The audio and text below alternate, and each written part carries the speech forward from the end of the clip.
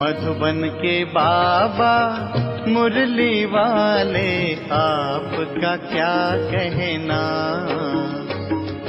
आपका क्या कहना। ओम शांति। 25 फरवरी 2024। अव्यक्त बाप दादा के महावाक्य। ओरिजिनल डेट 30 मार्च 1998।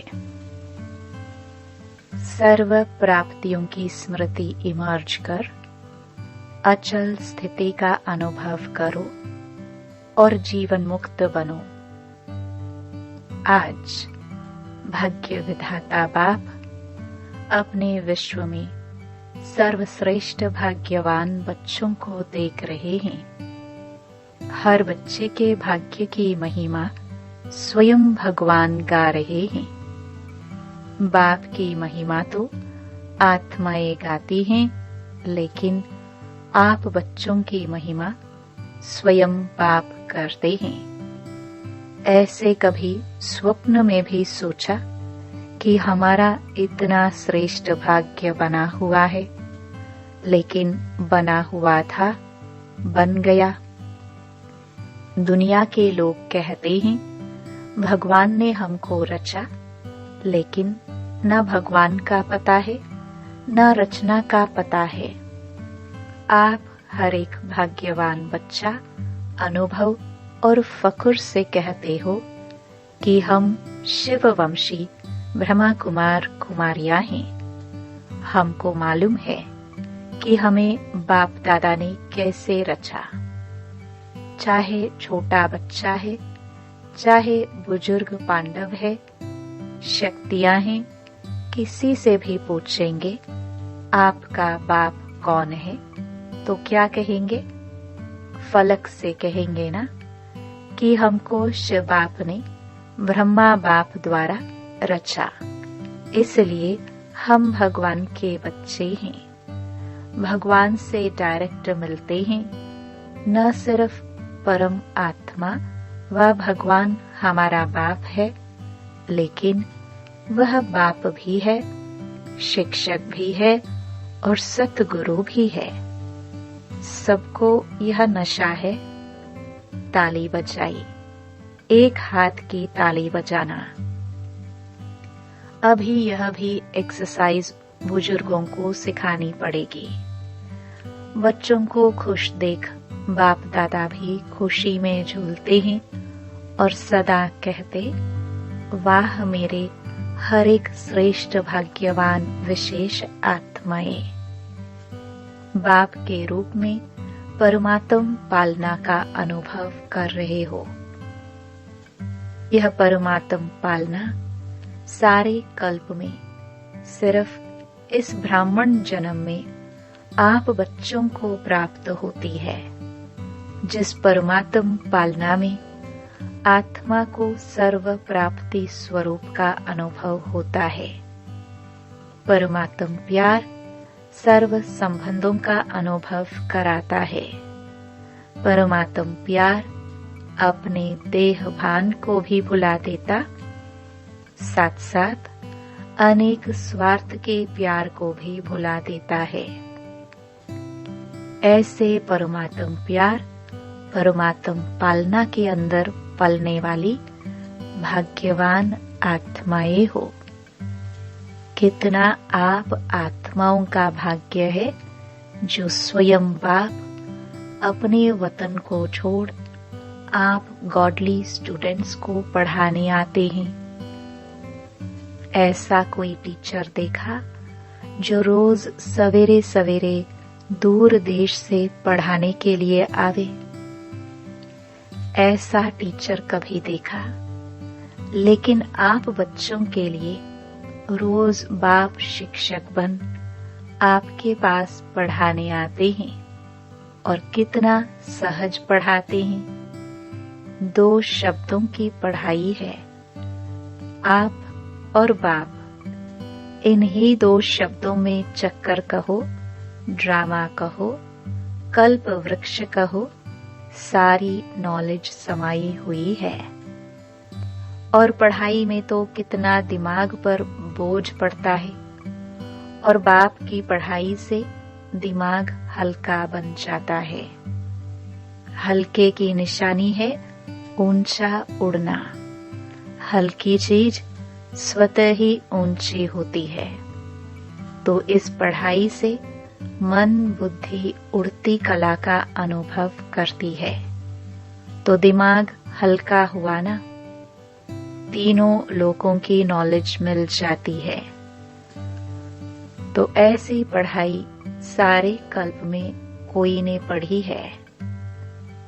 कोई पढ़ाने वाला ऐसा मिला तो क्या भाग्य है ना।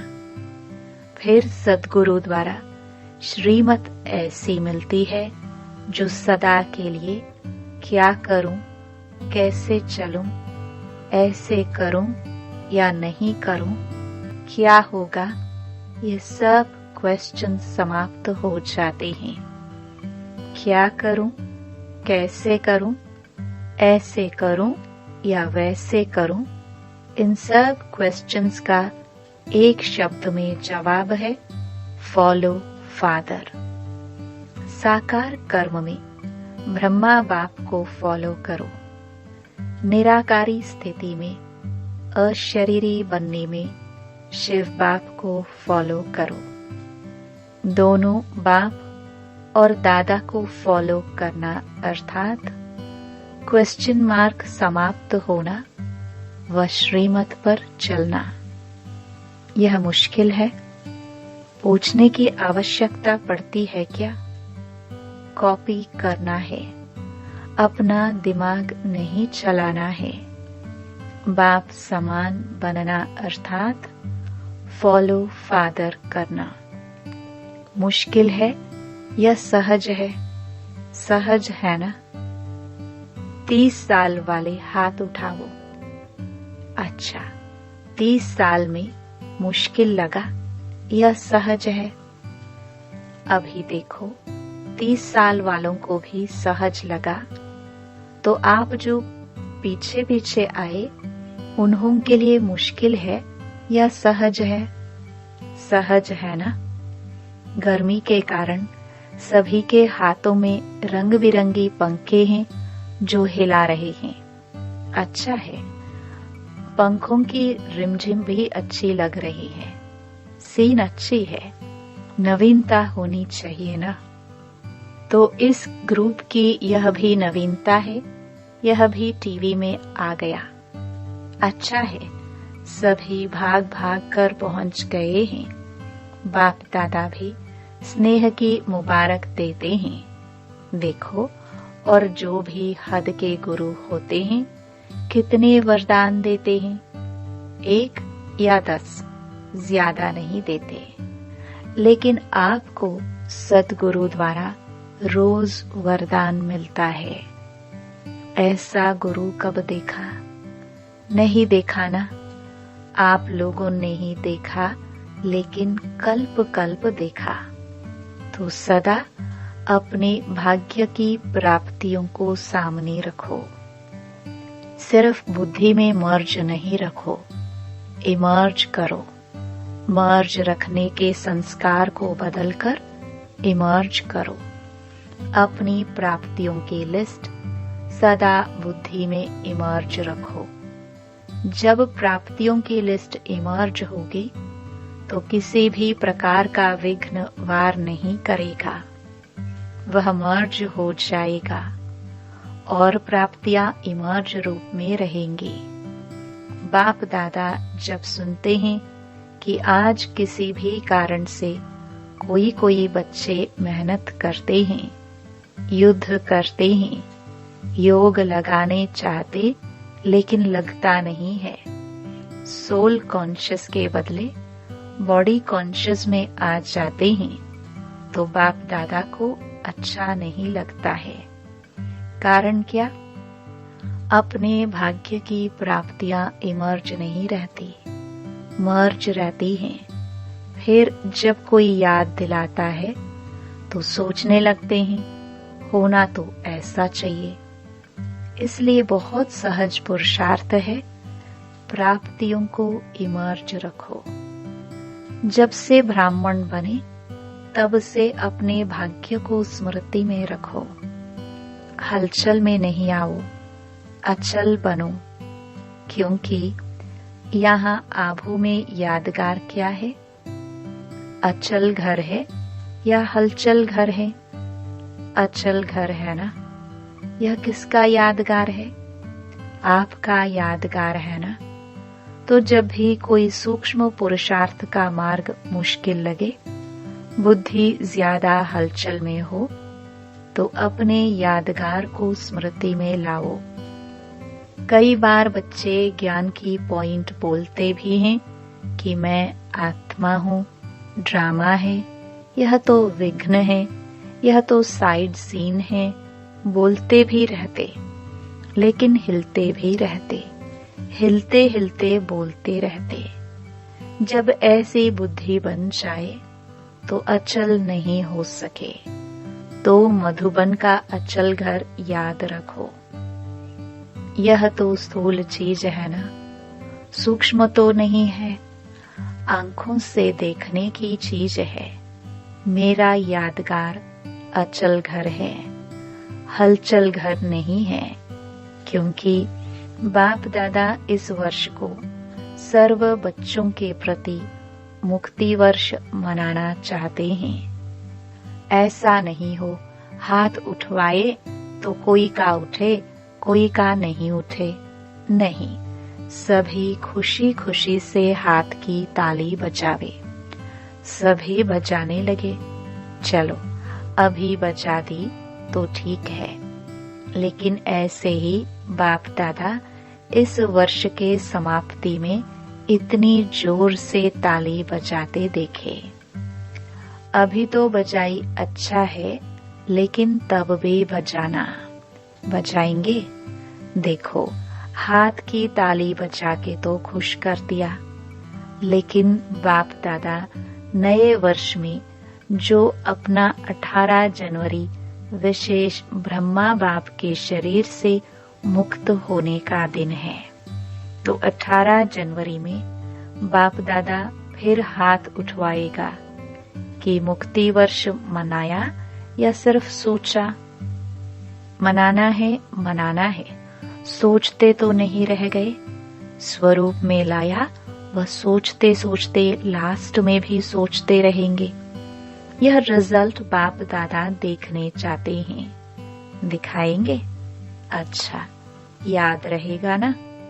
प्राप्तियों को सामने रखो। बाप की याद के साथ बाप ने जो दिया वह भी इमर्ज करो। क्या बनाया और क्या मिला। बाप दादा इस वर्ष के बाद हर बच्चे को जीवन मुक्त स्थिति में देखेंगे। भविष्य में जीवन मुक्त होंगे, लेकिन संस्कार जीवन मुक्त के अभी से ही इमर्ज करने हैं। और निरंतर कर्मयोगी, निरंतर सहज योगी, निरंतर मुक्त आत्मा के संस्कार अभी से अनुभव में लाओ। क्यों? बाप दादा ने पहले भी इशारा दिया है कि समय का परिवर्तन आप विश्व परिवर्तक आत्माओं के लिए इंतजार कर रहा है। प्रकृति आप प्रकृतिपति आत्माओं का विजय का हार लेके आह्वान कर रही है। समय विजय का घंटा बजाने के लिए आप भविष्य राज्य अधिकारी आत्माओं को देख रहे हैं कि कब घंटा बजाए। भक्त आत्माएं वह दिन सदा याद कर रही हैं कि कब हमारे पूज्य देव आत्माएं हमारे ऊपर प्रसन्न हो हमें मुक्ति का वरदान देंगी।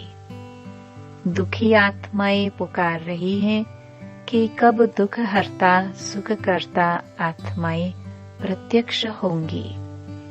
इसलिए यह सब आपके लिए इंतजार व आह्वान कर रहे हैं। इसलिए हे रहमदिल विश्व कल्याणकारी आत्माएं, अभी इन्हों के इंतजार को समाप्त करो।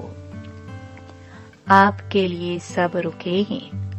आप सब मुक्त हो जाओ तो सर्व आत्माएं, प्रकृति, भगत मुक्त हो जाए।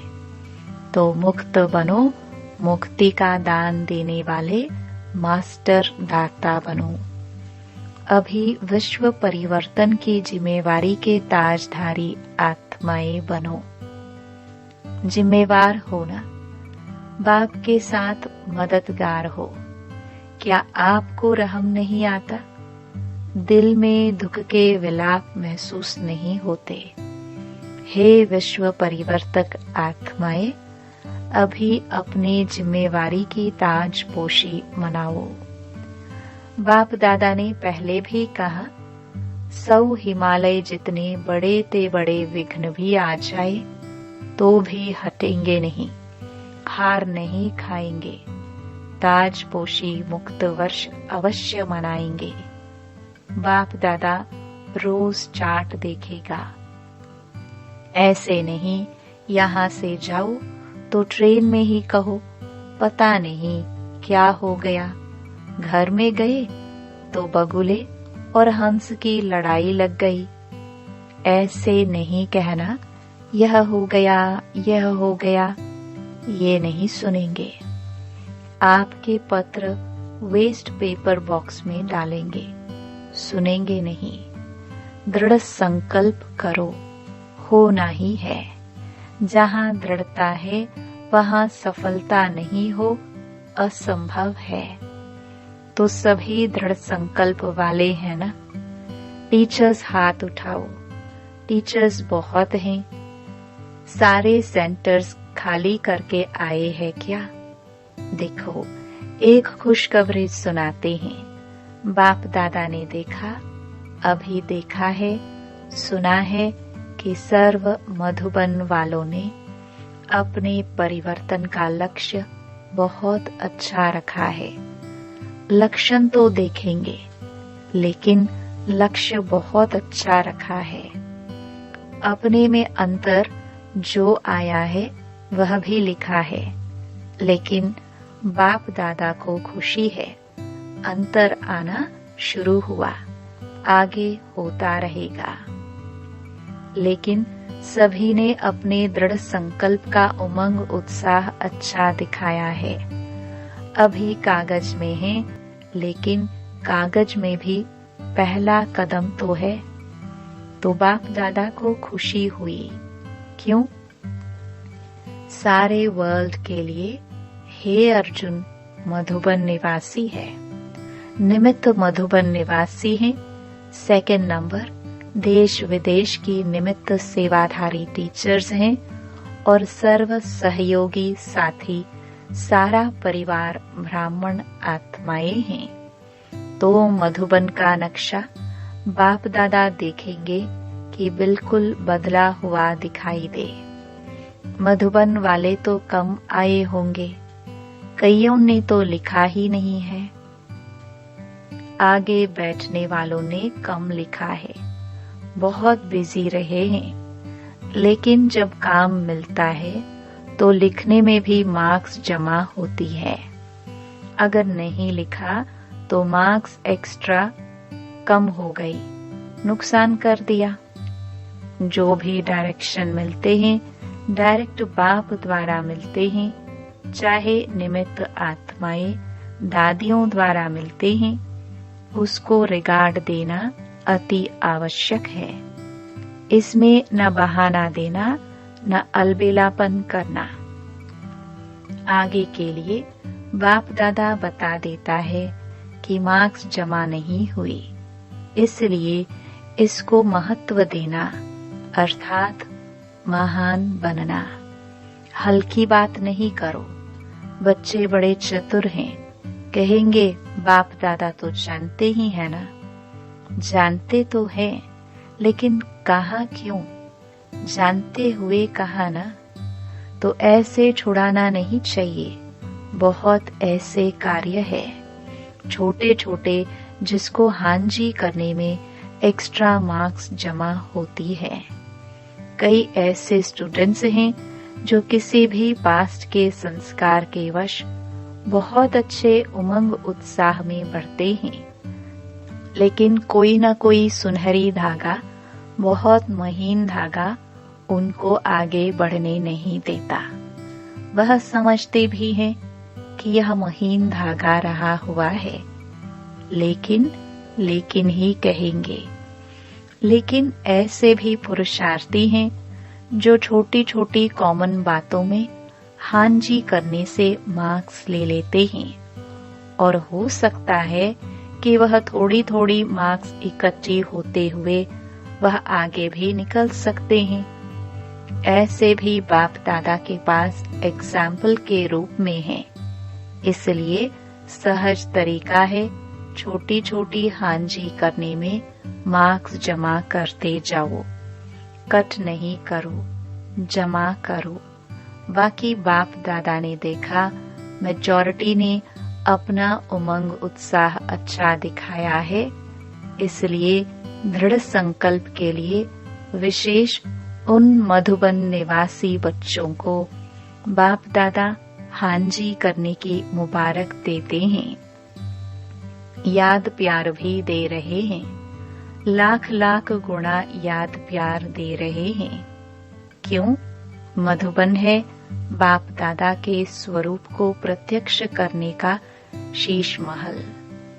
तो एक बात की तो खुशी है, अभी कागज में आया हुआ कर्म में लाना ही है। ठीक है ना?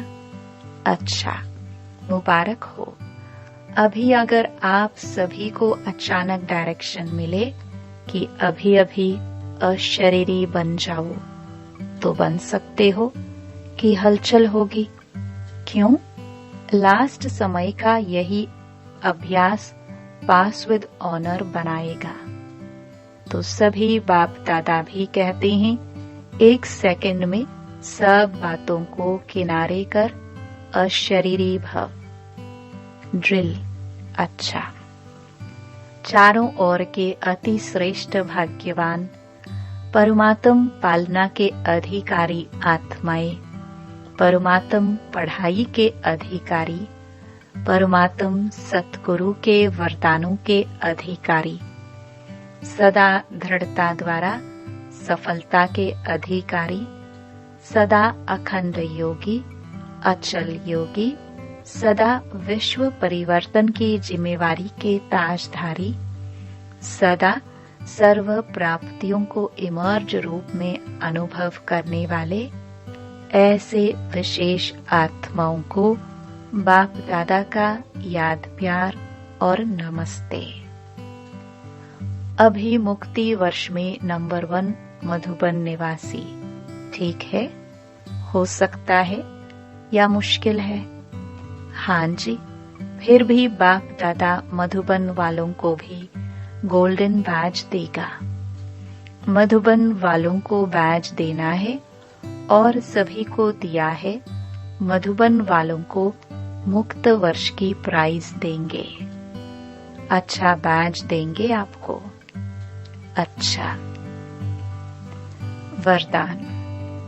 ब्राह्मण जीवन में एक बाप को अपना संसार बनाने वाले स्वतः और सहज योगी भव। ब्राह्मण जीवन में सभी बच्चों का वायदा है, एक बाप दूसरा ना कोई। जब संसार ही बाप है, दूसरा कोई है ही नहीं, तो स्वतः और सहज योगी स्थिति सदा रहेगी। अगर दूसरा कोई है तो मेहनत करनी पड़ती है। यहाँ बुद्धि न जाए, वहाँ जाए। लेकिन एक बाप ही सब कुछ है, तो बुद्धि कहाँ जा नहीं सकती। ऐसे सहज योगी सहज स्वराज्य अधिकारी बन जाते हैं। उनके चेहरे पर रूहानियत की चमक एक रस एक जैसी रहती है। स्लोगन। बाप समान अव्यक्त व विदेही बनना, यही अव्यक्त पालना का प्रत्यक्ष सबूत है। ओम शांति।